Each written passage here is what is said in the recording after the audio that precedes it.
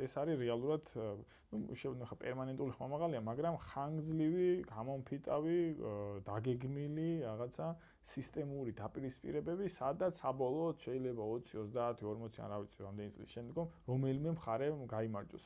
ანუ ეხა ეს რა მოცემულობაში გვაძლევს, რომ გვამყოფებს, რომ თუ ეს კონფლიქტები ასეთია, სადაც ჩვენ ახაც გეოგრაფიულად შუაში ვიმყოფებით, ეს გარდაულად ნიშნავს იმას, რომ აი ეს წნეხი, აი ამ კავკასიის რეგიონზეც გაგრძელდება, რომ ეს რეგიონიც იქნას რაღაცა მიმართულებით გამოყენებული, როგორც ერთი მიმართულებით უკრაინის მიმართულებით, ასევე ირანის მიმართულებით და ამას ვხედავთ, რომ რაღაცა ესე არ ხდება, რომ აი რაღაცა შენ დასავლეთს დაუპირისპირდები, არ ვეთანხმები შენს პოლიტიკას და მე ჩემი მაქვს და ოკეი, მაშინ წავედი, ესე არ ხდება სამწუხაროდ.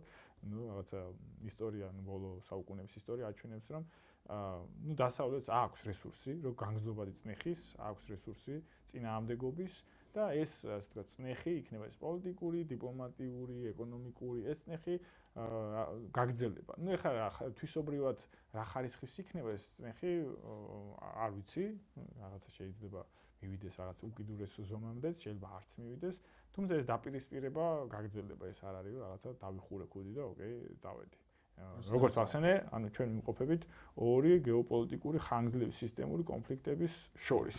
ხო, გადაკვეთის და რა თქმა უნდა, არის გაცხადებული გეგმა, რომ ეს რეგიონიც იყოს რაღაცა აი ჯაჭვში ჩართული აი ამ კონფლიქტების, ხო? იმიტომაც ნახეთ ეს JD Vance-ის ვიზიტი სომხეთსა და აზერბაიჯანში, ხა ეს რაღაცა სამშვიდობო ვიზიტი არ არის, რაღაც ამერიკის შეერთებული შტატების დღევანდელ ადმინისტრაციას რაღაცა სიყვარულის ბუშტი არ გაუსკდა, აი მათთვის უცნობი მემორიალთა რომ მივიდა და მე რა გაიგო, რაღაცა უცნობი კავკასიური ქვეყნების რომლის სახელებიც ჯერჯერობით ვერ დაიმახსოვრდა. შეერთებული შტატები სამყაროს უყურებს რაღაცა უტილიტარისტული პერსპექტივიდან, ეს ყველა ქვეყანა არის მისთვის ინსტრუმენტი საკუთარი მიზნების მისაღწევად, ხო? ეხლა შორს ვარ წავიდეთ რაღაცა საკუთარი ისტორიული ალიანსის წევრ ქვეყანას დაუპირისპირდა საკუთარი ინტერესების განსახორციელებლად გულისხმობ გრენლანდიის თემას დანიასთან, ხო?